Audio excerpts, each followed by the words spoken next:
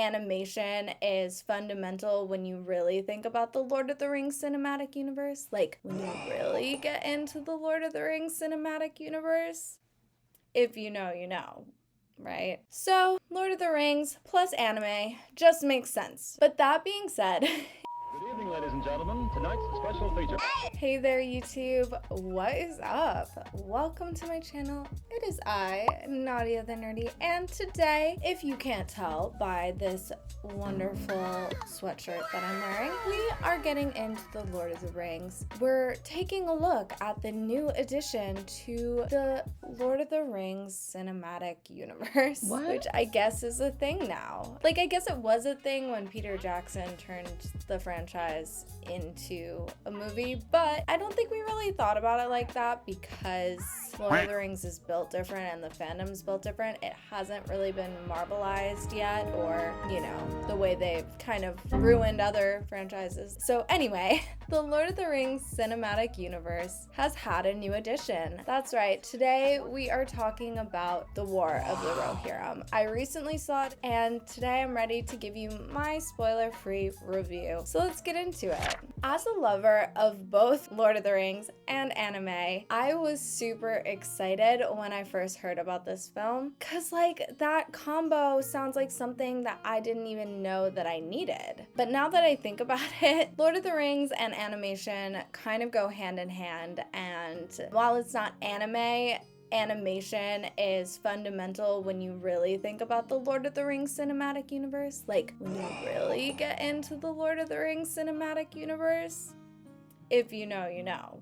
Right? So, Lord of the Rings plus anime just makes sense. Now, apart from the fact that it's animated, or anime, the story that it was telling sounded just generally interesting. Now, you know me, or if you're new to this channel, maybe you don't, but I love lore. I'm always down for a little bit of lore, you know? And I can get down with lore expansion as long as it makes sense. That makes sense to me. So yeah, the story in the book is only about 3 pages long, so they took that and they turned it into a full-length movie. Obviously, 3 pages is not a lot of material to go with, so you do need to add in some of your own interpretation. So this movie was based on the appendices of The Lord of the Rings, which tells the story of Helm Hammerhand and how Helm's Deep got the name Helm's Deep, because prior to this story, it was called the Hornburg. Approximately 184-ish years prior to the War of the Ring. Again, in the book, it mainly just talks about Helm, but the movie embellished the storyline to include Helm's daughter, and they named her Hera, because in the book, she actually doesn't have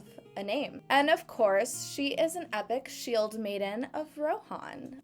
Well, duh. They were really channeling Éowyn vibes. They wanted that Éowyn energy, you know? One of the things that I really liked about this movie was that it felt like it was part of the world. It felt authentic to a certain extent, which is really important to me personally, but also I think to Lord of the Rings fans. We're very protective of Tolkien's work overall. But I mean, it opens with Miranda Otto. She is the narrator, and right from the start with that, you hear the familiar voice. There's elements of the original score of The Lord of the Rings woven into the new score of this movie. And so with that opening, I was about to sob in the theaters. Definitely. I was like, don't cry, don't cry. It's just starting.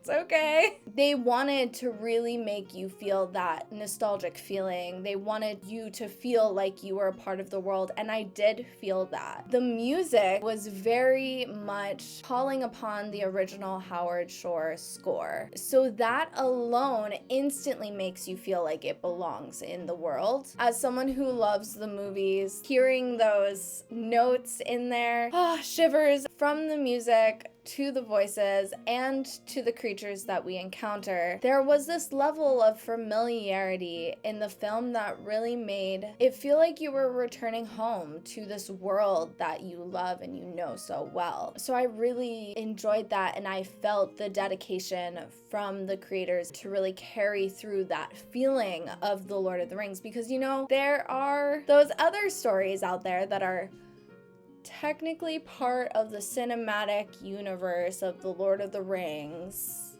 which most of us don't really like pay attention to, but some people do, that didn't really achieve that.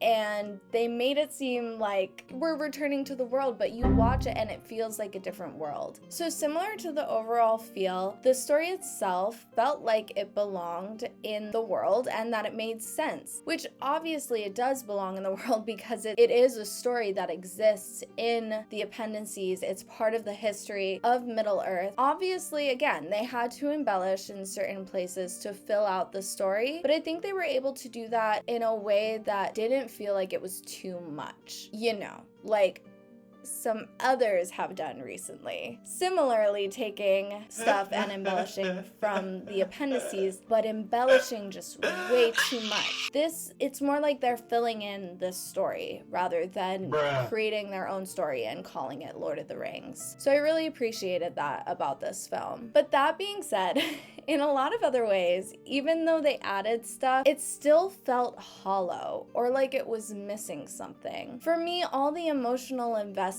came from the familiarity of the world. It was Eowyn's voice, it was the music, it was the creatures, it was the overall landscapes and the way they made Edoras look and Helm's Deep look, and that part of the world building that made me feel emotionally invested, because like I said, it was like returning to this world that you love. But the story itself lacked emotional investment for me overall. Like, I was not super invested in the characters. I think there was a lot of reasons for that, one of which is that the characters didn't have the most engaging personalities. They kind of fell flat. Hera, as the main character, she just needed more. While she was a cool warrior shield maiden, there wasn't anything incredibly special about her personality. She just was kind of bland, and I liked her character design. There was just this thing missing, but not just hers, but everybody's character. Another reason that I think that it felt kind of hollow is that there's these flashbacks that are meant to add context, and you're supposed to feel invested or torn even about the current state of affairs, but it just didn't feel like enough. I think they actually showed the same flashback a few times, but that flashback just wasn't enough to make you feel like, oh, these characters really have history together. It's so sad that they're fighting, or, you know, however you're supposed to feel, like, oh, Hera is so justified in this, Helm is so justified, or Wolf is so justified. You never really feel that. You're just kind of like along for the ride. And I think that it would have hit harder if they had shown multiple flashbacks, elaborated more on this one, or elaborated on prior events that happened before the main flashback or after. You see one flashback and you're supposed to pull everything out of that, and I personally just didn't feel like it was enough to make me feel emotionally invested in the chain of the events that take place. Of course, there were moments where I was very invested when certain people, you know, have to leave the world in certain ways, you know what I mean? That was sad, but again, like, those characters, you didn't spend enough time with them to truly want to cry or feel anything when these things happened to them. So my next biggest thought on this movie was the animation, which was somehow both stunning and infuriating at the same time. I don't know how that's possible. It's one of the only things I've ever watched where I felt that. But there were moments where it looked very high budget and stunning, but it almost seemed like a facade.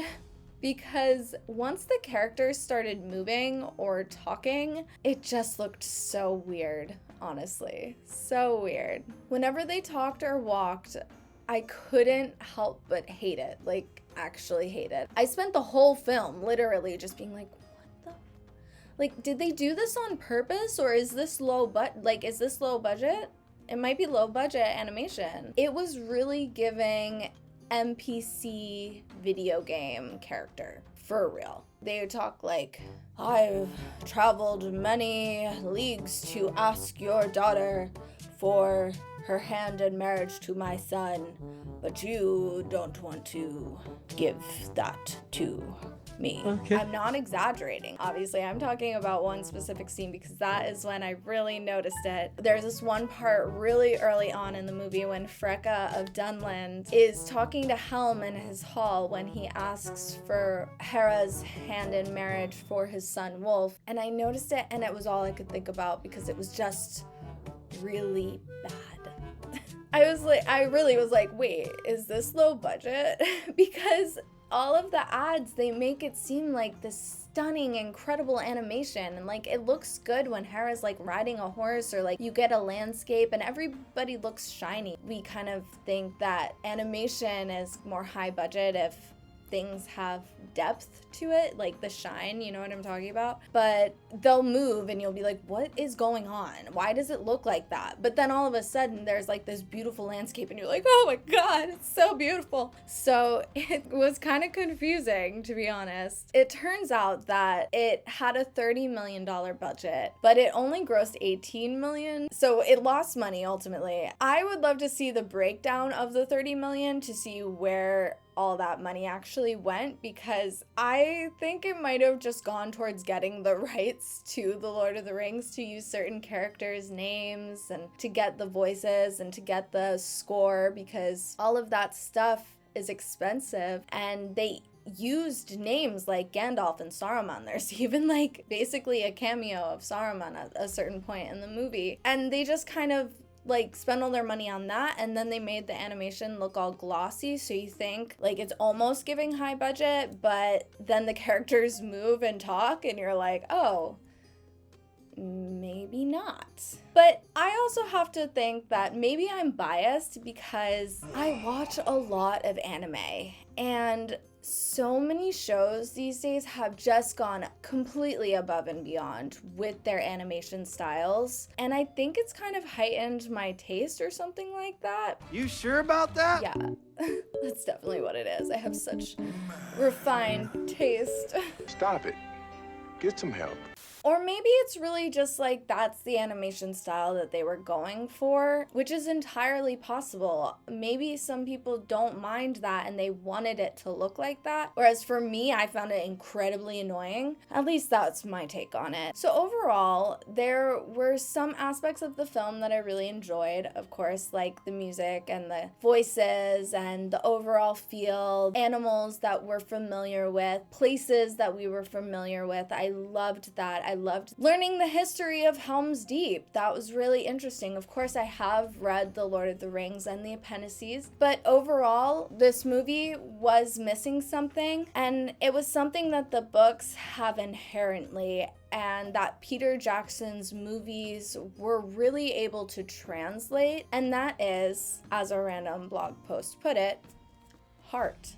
Once I read that, I was like, that's it. It felt hollow because there wasn't any heart to it. You don't feel invested other than the familiarity. At least I didn't. And I like the way that guy put it because that's exactly the word I was looking for. I kept thinking it feels hollow, but why? It has so much that you think would fill it, like the music and the voices and the cameos and the overall world building and the lore expansion, but it lacked that fundamental emotional undertone that makes The Lord of the Rings, you know? Lord of the Rings is a very emotional tale. It tugs at your heartstrings, and this movie didn't do that in the way that I think fans want it to, and it's similar to the other show. That is very similar, where it lacks heart. I mean, it's lacking a lot of other things too, but it fundamentally lacks heart, and that to me is one of the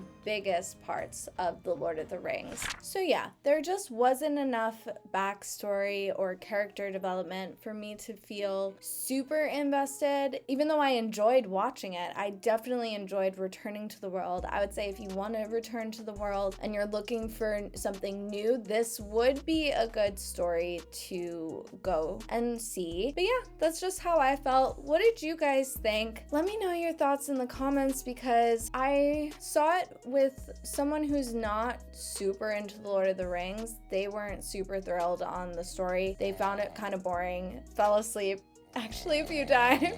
It was kind of slow, I will admit that. Again, not enough character development, slow moving story, but anyway, let me know what you think in the comments. Have you seen the other Lord of the Rings animated movies? Definitely gotta check out the Ralph Bakshi Lord of the Rings. It is the most bizarre movie you'll ever see, but so worth it. Definitely covering that movie soon on this channel. Also, The Hobbit, the animated Hobbit, such a classic. When I want to watch The Hobbit, I'll watch that movie, not the Peter Jackson Hobbit trilogy. Actually, similar to these other newer additions to the Lord of the Rings cinematic universe, those movies also lack heart, and we could get into why that is in another one. Completely digressing, but some beautiful people on the internet took the movies, the trilogy, and cut out all the filler and made it just the Hobbit story, what's actually in the books, and that was actually really good. That's where the heart is, but they added in so much dead space that it overlaps. So I don't watch those movies ever. Why does it hurt so much?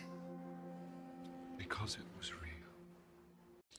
Oh, brother, this guy stinks! But I do like to revisit the animated Hobbit every now and again, and the animated Return of the King. That's even more niche. You guys should check that out. Maybe I'll cover that on this channel as well. But if you made it to the end of the video, definitely comment down below so I know you made it to the end, and go ahead and subscribe so you never miss another video from me in the future. Like this video, turn on the bell notification, you know, all that jazz. Gotta say it, right? But do it. Do it. Thank you. And yeah, I will see you next time. Bye. Previous to this story, it was called, what was it called? The Hornburg.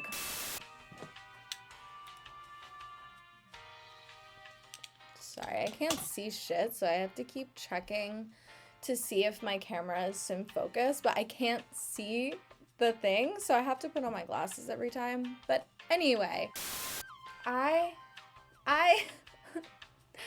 will see you next time. Bye. Bye, have a great time.